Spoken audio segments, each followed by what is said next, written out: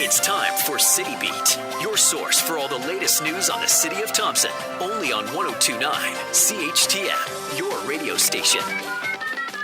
Hello and welcome to City Beat. I'm your host, Jaret Schneider, and joining me today is Mayor of Thompson, Tim Johnston. Good morning, Mayor Johnston. Good morning. And before we get into the questions, I'll give you the first minute to sort of run things down from the past week. Well, I'll just highlight that over the last week there were a number of meetings that I did have an opportunity to attend, and we might get into those a little bit later. But I think the one thing that I really do want to focus on today is really the challenges that we're facing with respect to the roads and the water breaks.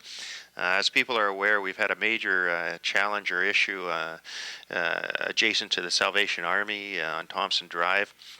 I can tell people that we are on site. We are digging that, but we operate under safe operations, and that is an extremely difficult dig because of its proximity to gas lines. So we're having to soft dig that. That takes us a little bit longer. In addition, we're being challenged by the weather in terms of the trucks and some freezing. So it's caused a real disruption of traffic, no question about it, on Thompson Drive by the high school. We are rerouting traffic onto Greenway. We're going to ask that any large trucks stay away from Greenway. We will be plowing Greenway, ensuring that we get in as good a shape as possible, as well as the sidewalks, just to ensure that we provide a safe environment for the people in that area. But I ask people for their caution and their patience. Our hope is that we can get that dig completed hopefully this evening and get the routes back to normal tomorrow. So again, it's proceed with caution. So that's the big issue we're facing there. Just overall, I know there's been a number of questions and comments over the last few days with respect to snow clearing. We've been challenged. Another challenge we're facing right now is the ability to get equipment onto the road, and we've been challenged in part because of staffing resources for a variety of reasons, including some compassionate leave, to be able to get the equipment onto the road. We're doing everything we can to try and meet that challenge. But in the interim, we do send the sander out before the plows, and there's a simple reason for it, and it's safe operations. It's to ensure that we have the streets at least to the point that we can get some sand down, get some traction for people. So we continue to do that, and again, I ask for some patience and caution. We're trying to catch up. We're being challenged by the weather. We got an abundance of snow yesterday. We're expecting the same thing likely on Sunday. And it's becoming a question, where do we put the snow? So we're going to continue to work on it and look for ways to ensure it's safe. I'm completely confident that what we're doing is everything that we can do. And again, I ask for people to drive with caution, drive to the conditions. If there are specific areas that are causing real concern, let us know. But we will have the sander out, and we sand absolutely, because it allows us to get out quicker onto the streets. 204-677-8181. We have Mayor of Thompson, Tim Johnston, joining us today.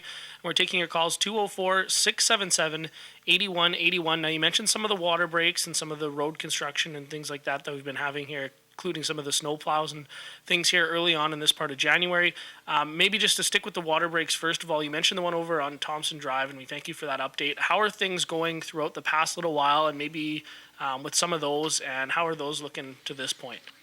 Well, you know, it's the nature of the beast here in Thompson that we're going to face water breaks. We have a climate that is hard on infrastructure, and especially when you're going through seasonal differences in temperatures.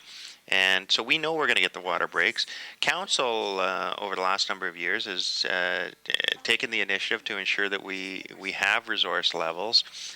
So we run the 2 shifts so that we can do things, whereas in the past we used to have to either shut sites down at the end of the day or pay overtime. We now operate the 2 shifts. That gives us the ability to work. And I have to commend our crews. You know, it's I just drove by one of the sites on the way here. It's minus 28. There's a wind out there, and we've got people in the ground fixing a water break, and so it's tough, and that's just the nature of where we live, and we're going to be faced with that. There's no use crying and whining about it. We're going to do what we can to continue to fix it. Our crews do a wonderful job. I was reading where in Winnipeg they were concerned over, I think it was 7 water breaks.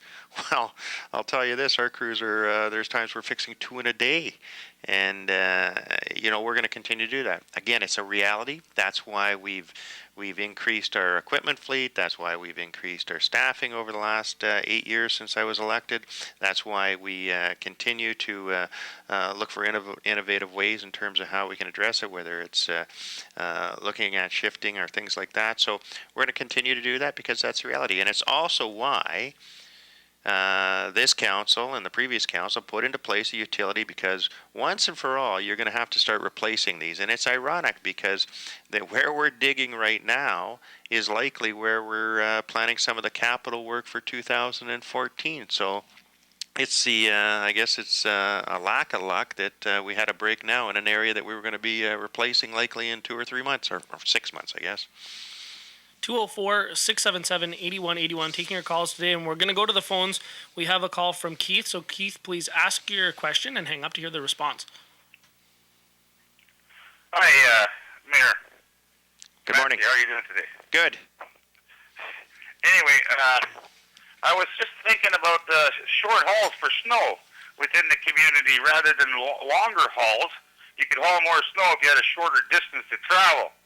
Now, I know back in the early or late 60s and early 70s, we used to pile up the snow along the, out by where they put the UCN building now. There's a few little creeks and rivers that seem to go down into the main river.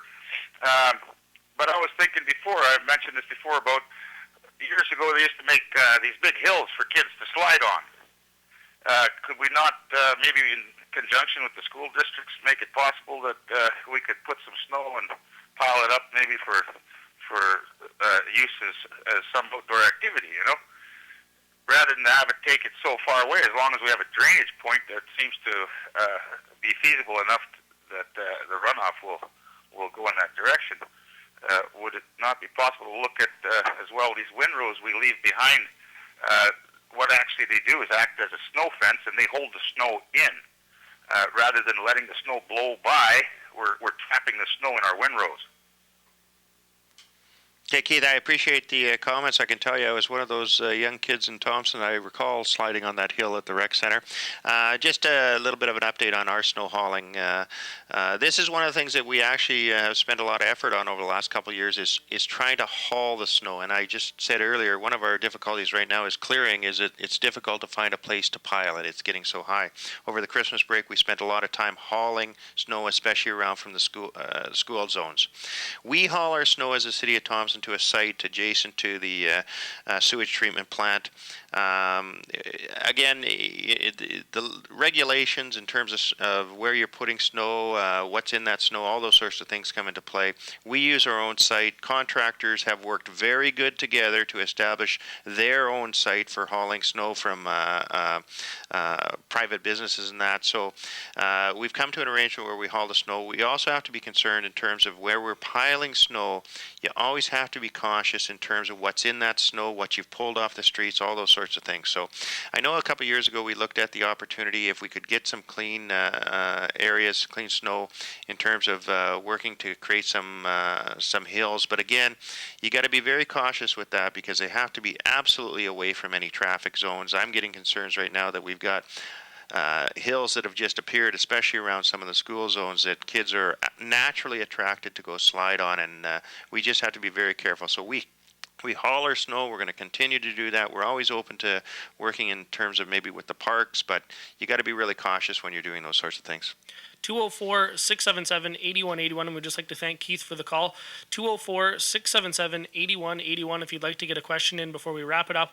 But maybe just to stick with the roads and some of the snow plowing, looking at the huge dump we've got over the past couple of days here, where are things with that, and what are the the snow plows, I guess, doing today? Are they making their way into the residential areas? Well, we're just coming out of a major snowfall yesterday, so we're on priority 1 areas with the equipment that we are able to get on the road. We're certainly making a shift in that in terms of we're going to try and ensure that Greenway, which we're using as a detour right now, is clear, because we want to make sure that we're providing the best environment in a detour sort of setting. So we're going to be looking at that, I think, right after lunch.